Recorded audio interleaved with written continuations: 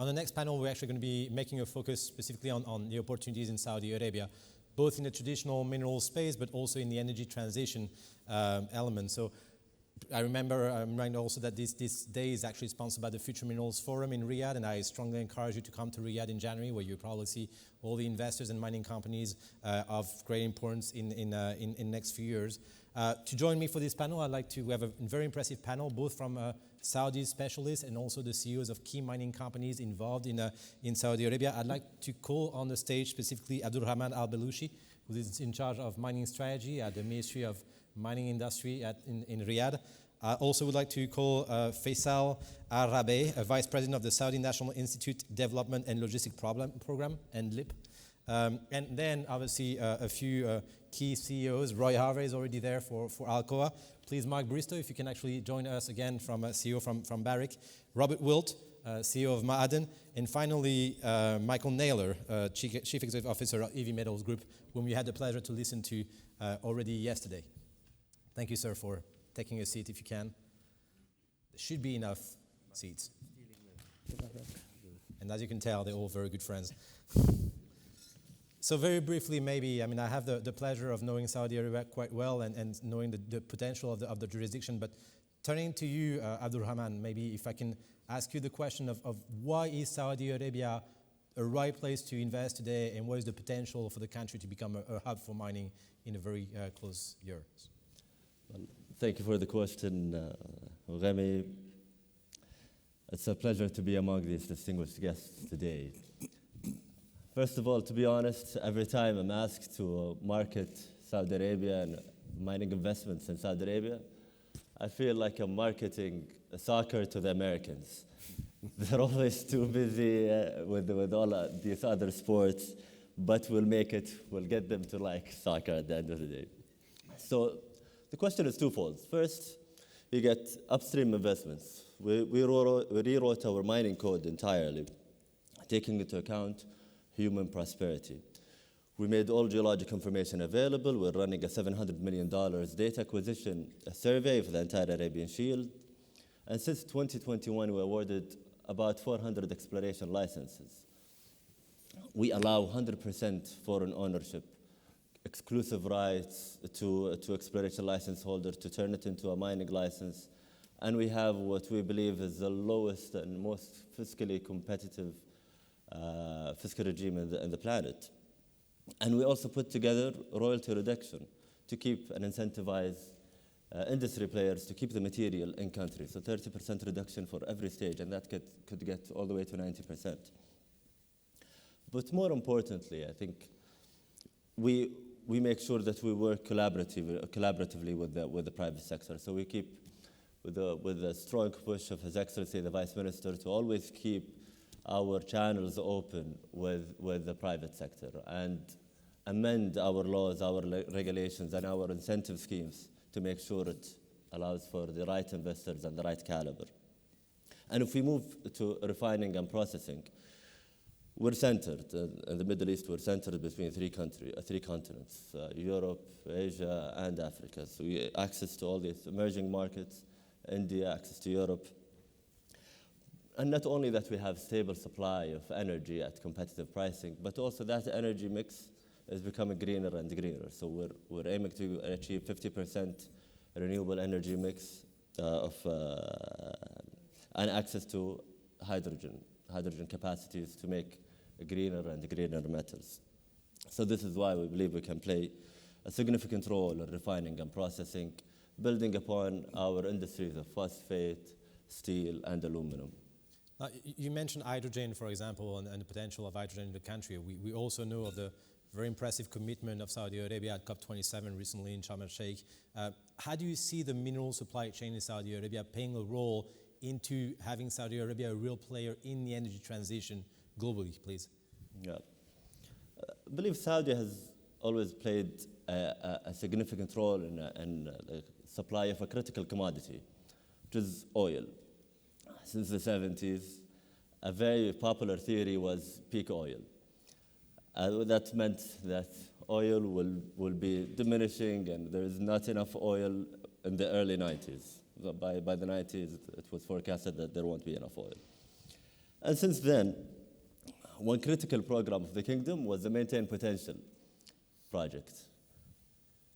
This is a target and a mandate on Saudi Aramco at the time to explore the same amount that's produced of oil. So we produce 10 million barrels a day, but that's 3.6 billion barrels. And the mandate for the exploration team was to discover that annually. And that project received the utmost attention of the budget. So every year, regardless of price fluctuation, regardless of fiscal situations, that budget was warranted, and we continue to explore. So for us, as the world today is shouting peak lithium, peak cobalt, peak copper, the recipe is simple. Continue to spend more and put significant amounts into exploration. And Saudi is not only unlocking itself for international investors, but also through launching the FMF, the Future Mineral Forum, we want to create that platform to support unlocking other countries, neighboring countries in the region of Africa, Central Asia, and Western Asia. So we believe Saudi Arabia being at the heart of the Islamic world with the great diplomatic ties, we can achieve just that.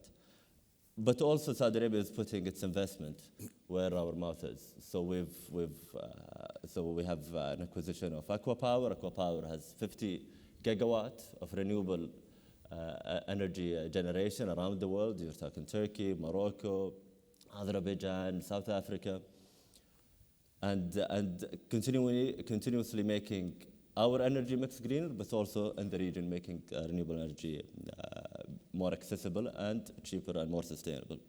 We also acquired Lucid Motors to make sure that we have significant capacity and significant understanding of the electric vehicles manufacturing, with the aim to achieve 300,000 electric vehicles produced from Lucid Motors annually. So we'll continue to make this investment and make sure that we're unlocking our countries and we're putting our investments to support a greener energy transition around the planet. Oh, thank you very much, Abdulrahman. Maybe turning to Bob Wilt, CEO of Ma'aden, and we had the pleasure to listen to your presentation already yesterday. So I might start with a personal question. Okay. There's a lot of misunderstanding sometimes between Kingdom Saudi Arabia and countries in the West. I mean, you're an American. You live in Saudi Arabia. Can I just ask you, what is it to be an American working in the mining sector in Saudi Arabia? That's a great question, because part of my job, I feel like, is to be a bit of an ambassador for Saudi. Having been in and out of the kingdom since 1991, the first time I went was with the U.S. Army, and when we were deploying for Desert Storm, there was a debate in the command structure as to whether we should be allowed to take pictures of our wives and girlfriends into the kingdom without offending our hosts, and misunderstandings and all that. But that was how mysterious the kingdom was back in 1991. Fast forward to today, my employees are going to One Republic concerts. They're all over social media. 65% of the country is under the age of 30. So it is a country on a mission. It's a country that's fast moving, it's dynamic, it's young, it's aggressive, it's singularly focused on changing not only the kingdom but the region. It's so exciting to be part of it all. And with that youth and that energy, it's as a CEO, as business leaders, it's incumbent on us to help provide the opportunities for the youth. And I looked at my partners here on stage, Mark and Roy, both great partners. What they are able to provide is those opportunities in training, development. I'll use Alcoa for an example. Next week, we'll celebrate the 10th anniversary of aluminum production in the kingdom. At that point, it was almost 100% operated by Alcoans, expats, with shadow colleagues from the kingdom. Today, it is 100% Saudi run, and I think Roy would acknowledge it is probably one of the best running aluminum complexes in the Alcoa portfolio. Our Jabal Sayid copper mine that Mark and Barrick are joint venture partners with it and operate, he is developing Saudi talent to run the copper mine. So the kids I call them the kids because I'm old enough now to call them kids, but they want training, they want development, they want career progression, and we want partners as we build the kingdom out and we find the minerals and process them. We want partners like Barrick and Alcoa who can help develop this talent. Oh, thank you. And we did mention, together yesterday, elements of ESG standards and sustainability in Ma'aden. I know also you actually participated in a recent round of licenses earlier this year in Saudi Arabia. Can I ask you maybe about the future of Ma'aden next year? And so what are your plans in Saudi Arabia? As I said, everything's aggressive in Saudi. Everything's big, it's bold, it's moving fast. Our goal is to grow 10x by 2040. That's a huge capital outlay. It is to explore the kingdom. Whether there's $1.3 trillion worth of minerals in situ or not, we don't know, but we're going to find out. We're going to use guys like Mr. Bristow and his exploration team to help us with that. So we've got a very bold, ambitious agenda to grow not only our phosphate, aluminum, and gold and base metals business, but find out what else is out there and fuel the downstream. So and all the while being an ESG champion and being an exemplary in the communities. So it's an amazing time. Thank you. You helped me transition to Mark there. You mentioned Jebel Sayed and the joint venture that you had with Barrick, the work that was done by the exploration team of Barrick. You've been operating Jebel Sayed since 2015, if I'm not wrong. Can you maybe share your experience and talk about the challenges also, but the opportunities for other mining companies or investors interested? Yeah, I think to build on what Bob said, very few challenges.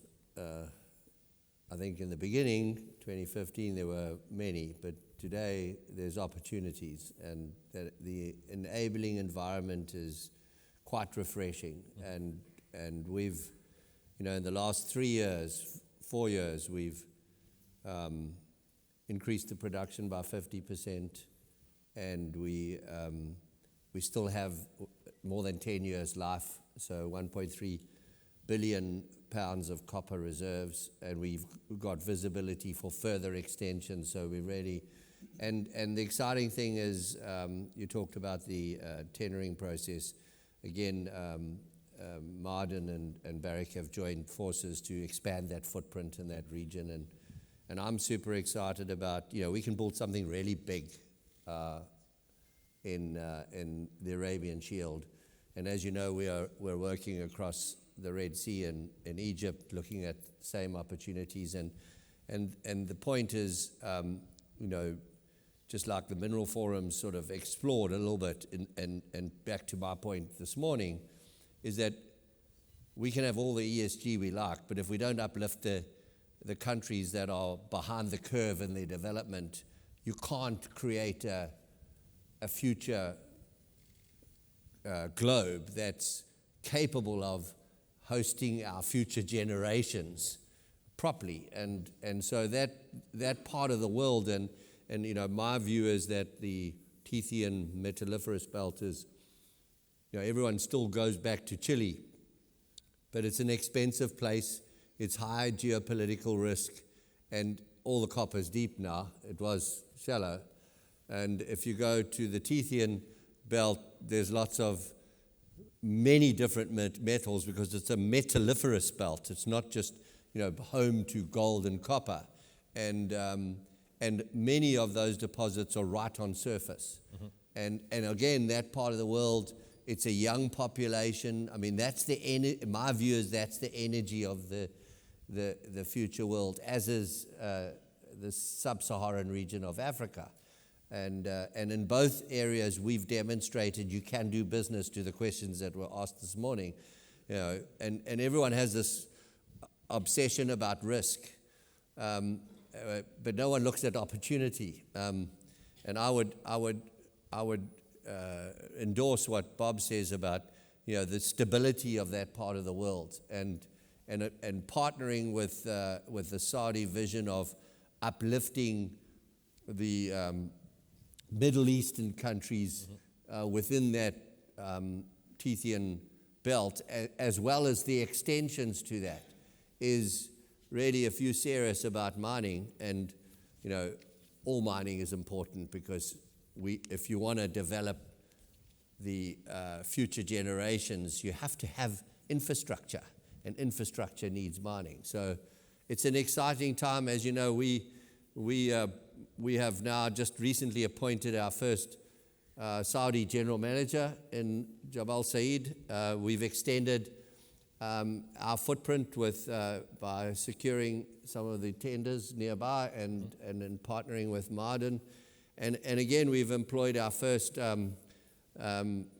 cadre of women professionals within Jabal Sayid, and we're part of that transformation, and it's encouraging and motivating to see that, uplifting and transforming young people, and I think that's an exciting place to be, and again, back into particularly Muslim Africa, there's a huge opportunity to partner with the Saudis into that region.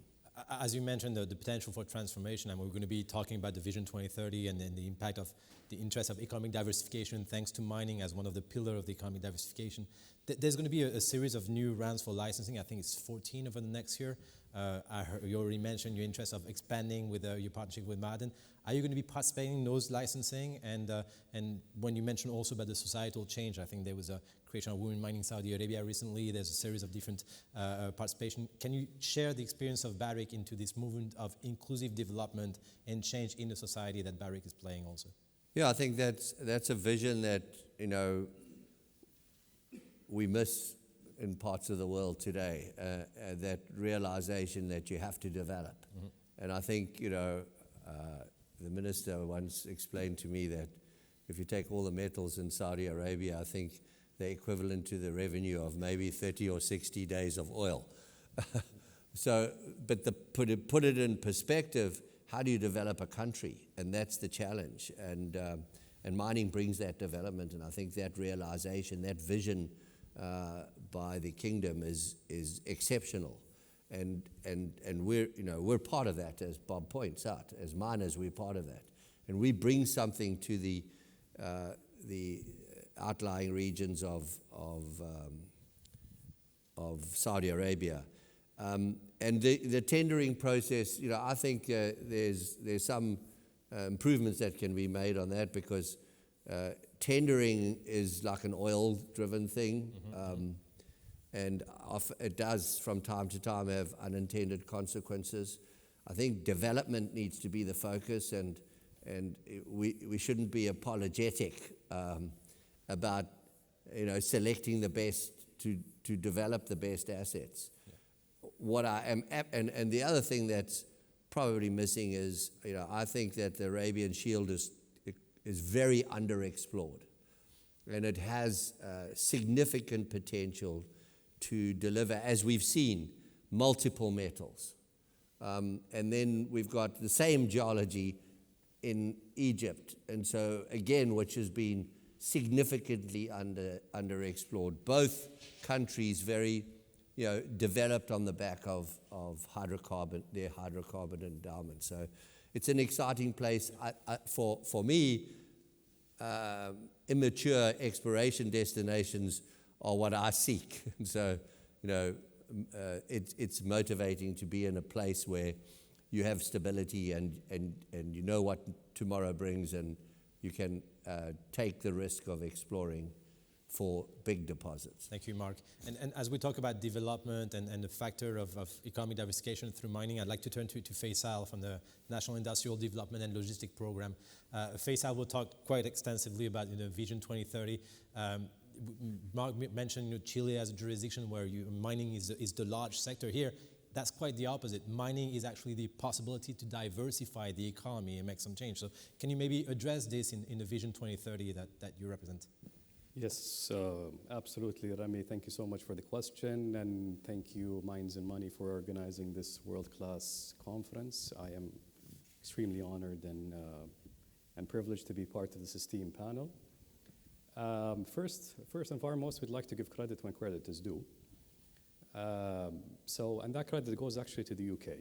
So the UK, and namely to Sir Michael Barber, for pioneering the nuts and bolts and methodology of large transformations that became later on the foundations of Vision 2030 and its execution. Of course, our visionary leader, His Royal Highness the Crown Prince, from this foundation, launched the Vision 2030 into full scale, into unprecedented scale. I would say that we took it and we went on steroids to cover every aspect. And His Royal Highness has put his vision to grow and diversify the economy, to be independent of oil. And to focus basically to be built on our intrinsic strengths. One of these intrinsic strengths is our vast resources of mineral deposits. As my esteemed colleagues have already discussed, so we have around 1.3 trillion US dollars worth of mineral deposits. That's, by the way, in accordance with the 2018 prices. It's multiple of this in today's prices, and hopefully multiples of that in the years to come, if you believe in a commodity super cycle. But the kingdom, in line with Vision 2030, is not about being a country of an exporter of resources, but an exporter of value add. So this is where we play with the vast resources that we have in minerals, as Mark has already explained, will be inputs to more advanced manufacturing. We recently launched the National Industrial Strategy that will take us to be front and center, to be an exporter, of course, of value add. Of course, leveraging our strategic location between the three continents, connecting east to west, and then rising to our potential to be part of the international supply chain in the kingdom. And then I'd like to just circle back on the main title of this panel. So the KSA, or Kingdom of Saudi Arabia, being in the land of opportunity. We honestly believe that His Royal Highness's Vision 2030 actually, and the transformation that the country is undergoing, leads so many opportunities in every sector, in every way possible. Thank you. Yeah, I think it makes a lot of sense what you're saying, and it's not only about extraction of minerals, but then the objective here is also to use the mining sector to industrialize the country and to bring some development in terms of the mineral supply chains. We'll give plenty of examples with Roy and Michael afterwards on this. But can you actually bring us attention to a few achievements recently in terms of industrial development, in terms of mineral transformation, on which Saudi Arabia is also becoming a key actor now? Absolutely. Thank you, Remi. And I would like to point out that actually Vision 2030 had all along, and I would like to second my colleague Abdurrahman, had sustainability in its heart. So one of the achievements when it comes to Vision 2030 and its sustainability, the target that we have placed for Vision 2030 to have 50% of our power generation coming from renewable sources, actually that enabled massive development of the supply chain within the kingdom. And we are rolling over massive projects to actually manufacture and export to meet this, of course, demand within the kingdom, plus export to the region and to the world renewables equipment. So we're targeting by 2030 to reach 10 to 15 gigawatts worth of renewables equipment to be exported and to be manufactured in Saudi. Abdurrahman also brushed on electric vehicles. So we broke grounds on our first factory for Lucid in the western part of Saudi Arabia, and we recently announced another Saudi brand that will be manufactured in Saudi Arabia to be a leader and an exporter of electric vehicles within to the world. And the achievements just keep coming. Vision 2030 was so addictive because it rolls out all of these achievements, and I want to leave you with actually a note when His Royal Highness was asked to be beyond Vision 2030. What will happen after 2030? He simply answered to have 2040 and then 2050. Long-term planning is key. It's very addictive, it works, it brings results, and hopefully it builds our nation to something that our people and the world actually aspires to be. Thank you. No, thank you, Faisal. When you're actually mentioning this vision and Saudi Arabia embarking into being an actor of this energy transition, I'd like to turn to Roy. You were the first large aluminum company to invest in Saudi Arabia. I think you're very much present in joint venture with Ma'aden on this. You're focusing on green aluminum specifically. Can you actually explain what is the state of your investment in Saudi Arabia, and the participation into this movement towards energy transition through the mineral sector. Sure, Remi, and I appreciate being here on such an esteemed panel and having the opportunity to address this. Let me start on the personal side and work my way down to answer your question specifically. The best part about working as a mining engineer is that I've been able to experience how different cultures can solve problems in different ways. So from the time I decided to be a mining engineer and got my first job in Panama in Central America, to the places I've been able to serve inside of Alcoa, living on 3 different continents, to all the travel I'm able to do now, the value of taking cultures, connecting it to workforces that can learn and that can actually start to do things even better than they were taught to begin with, and then develop into what can be a great set of technical resources and great of professionals that can then go around and help others areas to start to develop as well. And so it's pretty incredible for me to, just from a personal standpoint, to see how that's happened, and to echo Bob's comments, and to very specifically see how that's happened inside of the kingdom. I was here when we were first starting to design the project. Some of the difficulties of getting it off the ground from a construction standpoint into starting to operate. The United Nations, essentially, when you looked around the workforce at our joint venture of the aluminium complex of people from all over the world, and Saudis starting to learn about what it means to produce aluminium, to produce alumina, to a point now where you have some of your best technicians, some of your best resources that are Saudis, that are people that have grown up inside of those plants and are taking ownership of it and running forward. And so I would just echo the comment that it's a workforce that is relatively new and inexperienced at the beginning, can very quickly bridge that gap, and start to run forward and think about how development can look. And I've seen that story in Brazil, I've seen that story in other places, but I think Saudi Arabia is almost on steroids. The expectations are so high, they're running so quickly, the changes are happening. You can see them from one year to the next when you come visit what's happening inside of Riyadh, what's happening in Ras Al Khair, where our joint venture is located, and we can certainly see that in our plants. And so just, that is the springboard on which you can start to build. The next piece, to answer your question, is why did we put together this joint venture? Why Saudi Arabia? And the answer was, you had a workforce that could be employed. You have bauxite in the kingdom. You have the ability to build a refinery that can be fueled by competitively priced natural gas, and you have a smelter that can be connected to a large natural gas-fired electricity plant, and you can create one of the most competitive set of facilities in the world. And so the reason is because Saudi Arabia was determined to build out their industry, and it is a type of industry where they can be really successful because of the linkage back into energy prices and the competitiveness of having that natural gas available. That was the right start. We've been producing aluminium now for 10 years, but we need to think about where we go in the future. And so I would just make really 2 points. Number one, decarbonization and green aluminum is the future. And so our customers, we're working to educate them what green aluminum should mean, and that goes from bauxite to alumina to aluminium.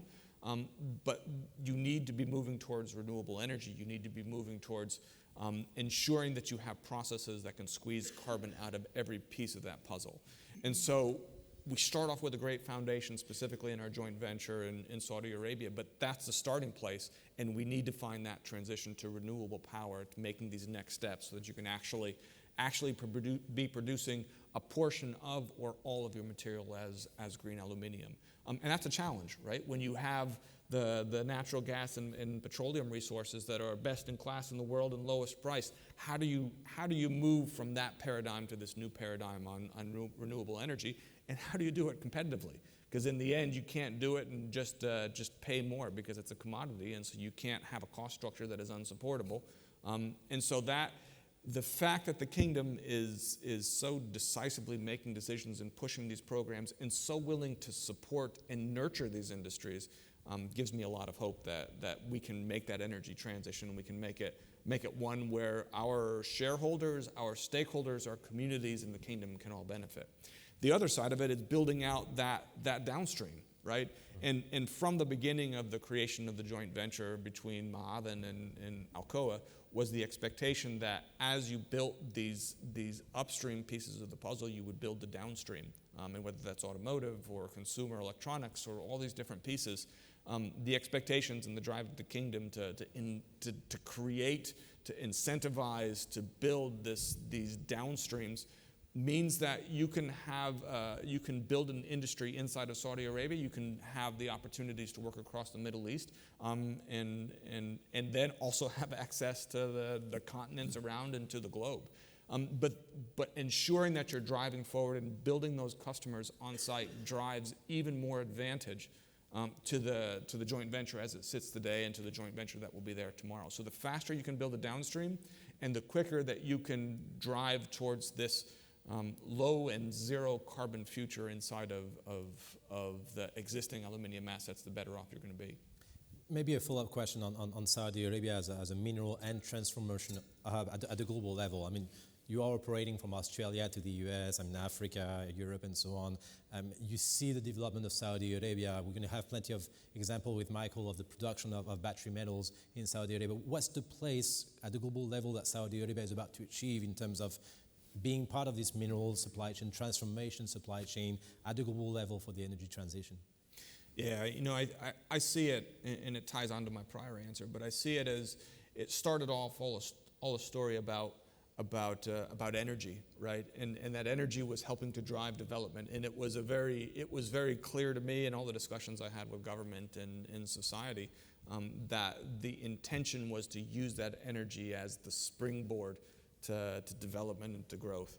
And so that was a great model, and in fact it continues to be a very strong model. And as we look at the craziness of the world and how we see energy markets here in Europe, that stability and that foundation is utterly important. It's been important for our joint venture, and I think it's been important for the kingdom in general. But that springboard needs to transition to more. And so when you look at Vision 2030, it's epic in scale and epic in expectations. We have high expectations for our company, and our shareholders expect a lot of us, but it still falls pretty short of what Vision 2030 is expected for Ma'aden, for society in general, and for that transformation. And so as we think about what role minerals can play inside the kingdom and what role the kingdom can play inside of minerals in the broader global perspective, it's these objectives and these goals and the willingness and flexibility to adapt them, to change them, and to have them reflect what's going on in the world, that I think is really one of the great success stories from yesterday, but maybe even more important will be one of those great stories for tomorrow. Lots of challenges, right? Going to renewable power inside of the kingdom is going to be challenged because you've got to figure out how to make it competitive versus what's already at hand and almost inexpensive or free to produce. That's a challenging situation, but the fact is you've got some pretty thoughtful leaders. You have some pretty thoughtful ways to try and address and make Vision 2030 reflective and successful for the kingdom, but also to play this great part in the broader world.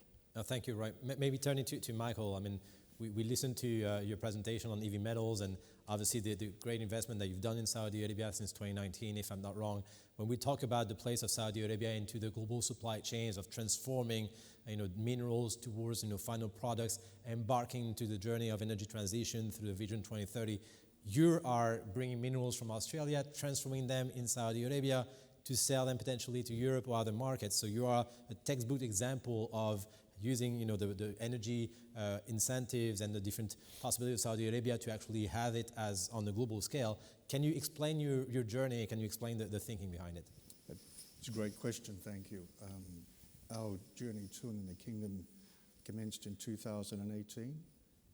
We were asked at that time to consider building a nickel chemicals plant in the kingdom, and that led us to study Vision 2030. And this is important. Global markets at this point in time still don't appreciate, in our view, that the kingdom is leading the energy transition. And it's actually found in Vision 2030, which is where our company comes from. When we did the Vision 2030, we found in the documents and the reports an automotive cluster, and the automotive cluster provided for the development of an electric vehicle manufacturing plant, a battery cell manufacturing plant, and alongside that, what is critical is cathode active materials plant. At that stage, our company wasn't focused on producing cathode active materials, but when we saw that, we realized you'd need lithium, nickel, cobalt, and manganese for high energy density cathode active materials, and lithium ferrous phosphate for the lower energy density cathode active materials. And they are the two dominant cathode chemistries and technologies. We see them going out 10 to 15 years. And with that, we're a relatively new company in the kingdom, but let me share our experience. And you talk about a land of opportunity. By 2020, December 2020, we had signed an agreement with the National Industrial Development Centre to develop the world's first integrated battery chemicals complex. At that time, what was clever about the agreement that we struck was the kingdom said, now we would like you to look at developing the Saudi supply chain for critical raw materials. And they are, for us, critical raw materials are minerals that contain lithium, nickel, copper, cobalt, manganese, platinum group metals, and rare earth elements. They are the key critical minerals required for the energy transition. And then, of course, our understanding of Vision 2030 at that time, as simple as it may sound, was we saw it as a strategic economic plan to transition the kingdom from being a global leader in energy based on fossil fuels to being a global leader in energy based on renewables. And of course, the minerals and metals sector was open, and of course the key metals and minerals sit inside that sector. And going with that, importantly, the kingdom was able to align its vision and its targets for 2030, supporting it with what we call petro capital. It's one thing that Western governments and economies have been slow to appreciate. We've had extraordinary government intervention in terms of driving towards emission targets by 2050, but those targets have not been aligned with, or at least governments haven't been able to yet, align global private capital to actually get behind and make that transition occur within that time frame. So again, the kingdom has been visionary in this space. Then, with the agreements with the National Industrial Development Centre, we've had extraordinary support from all the lead agencies, including His Excellency Vice Minister for Mining Affairs in this audience, Ministry of Industry and Mineral Resources, Ministry of Investment, and of course the Ministry of Energy, to the point where our project has strategic national state importance and status. Just 2-3 weeks ago, we had a team of 11 people from the Saudi Industrial Development Fund come out to Perth to go through the final stages of FEED on their due diligence for funding the first 2 trains of lithium hydroxide monohydrate that will be built in the battery chemicals complex. So that is an integrated battery chemical complex that has your lithium chemicals produced. Alongside that, you have a nickel chemicals plant that outturns nickel, cobalt, and manganese sulfate. Lithium hydroxide monohydrate and the sulfates combine to produce precursor and finally cathode active materials. And with that, we plan to schedule construction to commence Q2, Q3, 23.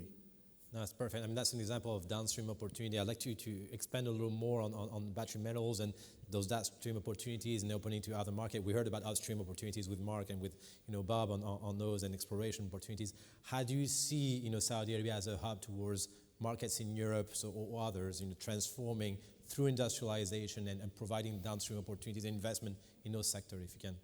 That's a good question as well. Look, thank you. Most analysts and market observers will comment or observe that China dominates midstream and downstream chemical processing in lithium, nickel, copper, cobalt, and in cathode active materials.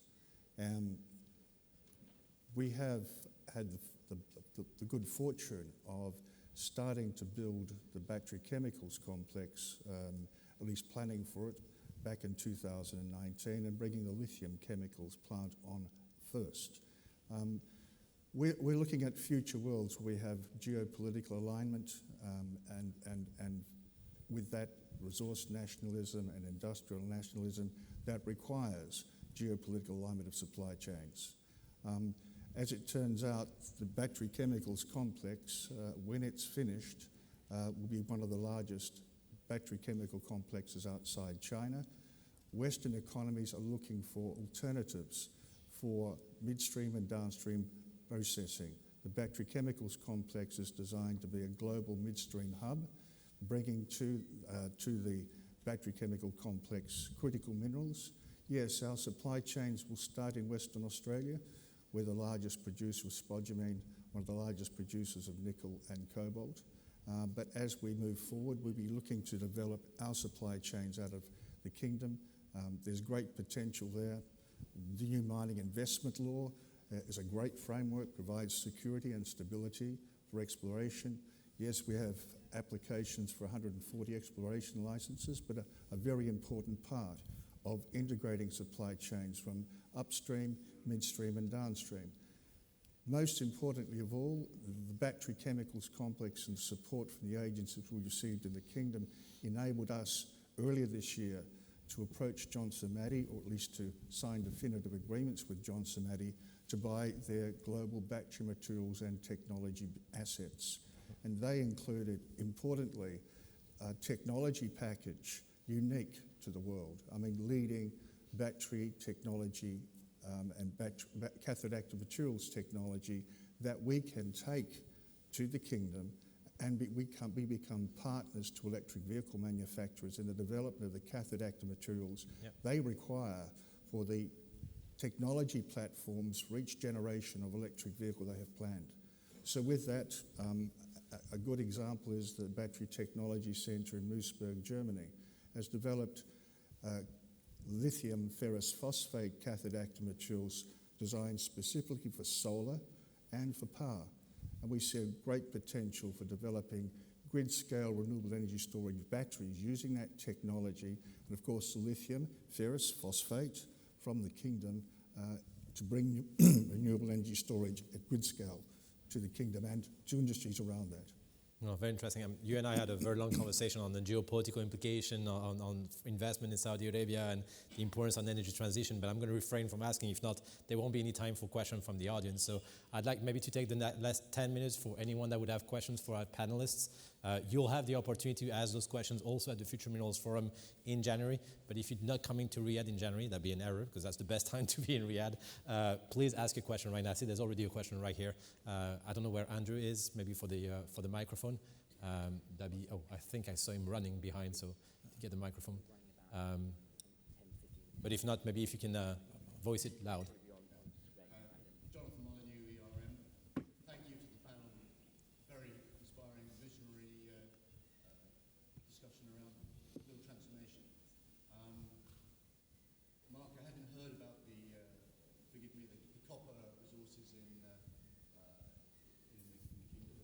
Thank you.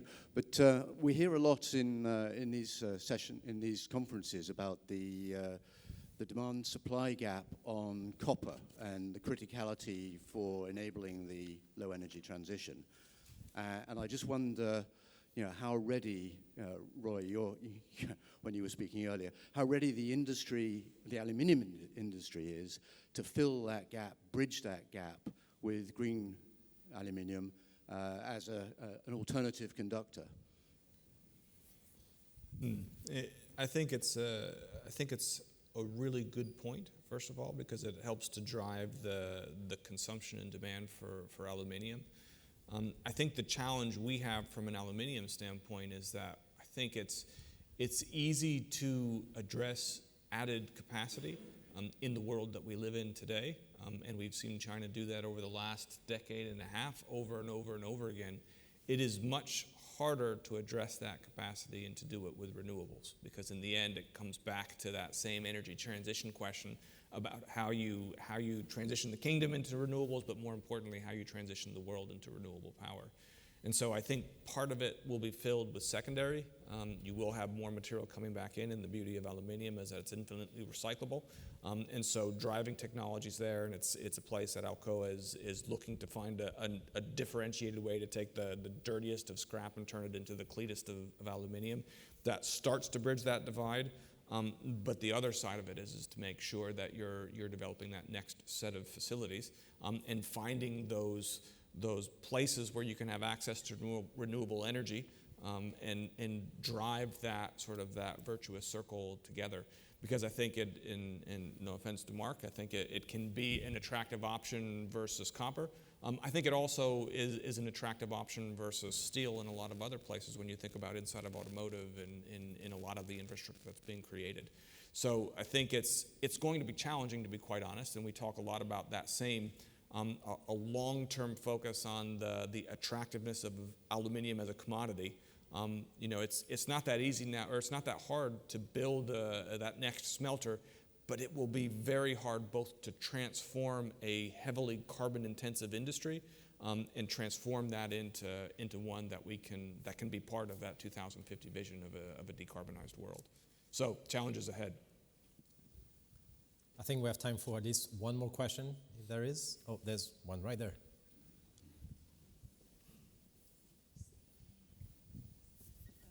Diana Kinch from S&P Global Commodity Insights. Abdul Rahman, I think you mentioned right at the beginning of the panel steel, and I know that Saudi Arabia does have plans to create a green steel hub. So I'd like to ask about the iron ore, because you haven't really talked much about iron ore. I know that Saudi Arabia does have iron ore, but possibly not of the quality that would normally be needed for green steel. So where is this iron ore going to come from? Are you looking for foreign investors to develop your iron ore deposits, or is it going to be imported? I know you do have some kind of accord with Vale from Brazil about processing, but I'd really like to hear a little bit more about this if possible. Thank you. Thank you, Diana, for the question. And it seems that you know enough about all our future plans. So I think from our side as regulators, as I always tell Mark, that we do the easy job. It's on the private sector to do the geology and the exploration and the development of these mines. So we have iron ore occurrences and iron ore deposits in the kingdom, and we're tendering one of them next year, early next year. It's called Jebel Tsas. It's about 200 square kilometer license.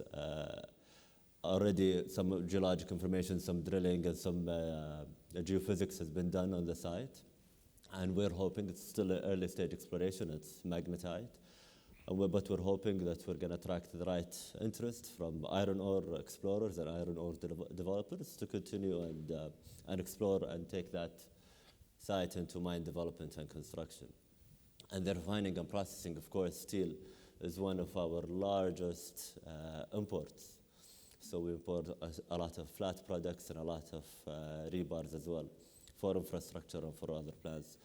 Now we're building it also from downstream all the way backwards to upstream. So we have shipbuilding manufacturing, rig manufacturing, and we're building a lot of flat steel products in country. But also that steel will be provided by green hydrogen. That project is already in construction, about 200,000 tons of hydrogen to supply DRI plants that are existing today in the kingdom, but also future DRI plants that will be manufactured and established via a lot of interest. So we got Vale and we got other Indian players that are excited about building these projects. I see we still have 3 more minutes. Oh, there's a question right here. We're making you run, sorry. Right there.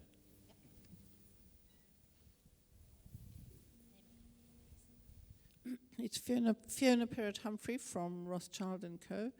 May I ask where the panel sits on uranium and nuclear in terms of future green energy? It's a somewhat grey area at the moment.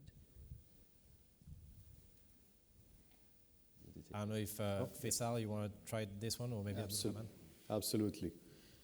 So nuclear, of course, there's a debate on nuclear waste, of whether if it is green enough.